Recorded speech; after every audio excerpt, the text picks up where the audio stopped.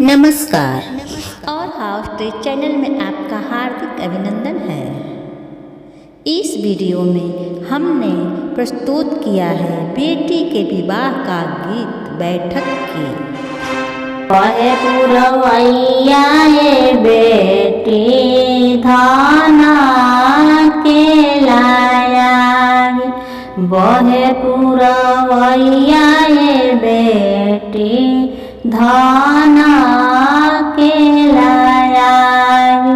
कैसे कैसे जइबुए बेटी सातो नदी पार, कैसे कैसे जइबुए बेटी सातो नदी पार।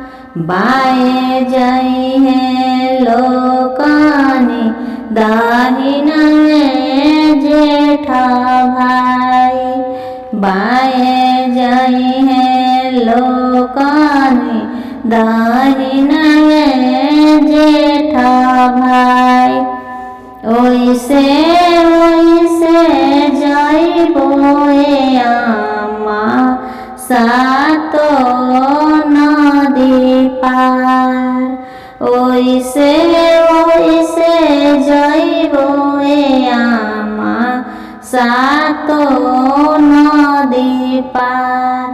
सुना सुना लोकानी सुना हो जेठा भाई, सुना सुना लोकानी सुना हो जेठा भाई।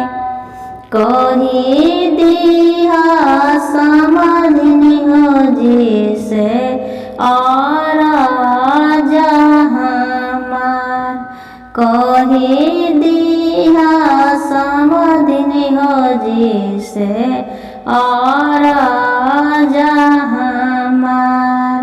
लाते जानी मोरी है पराते दी है गारी, बारी निंदिया दिया जन जगई है अब ही धिया सुकवार।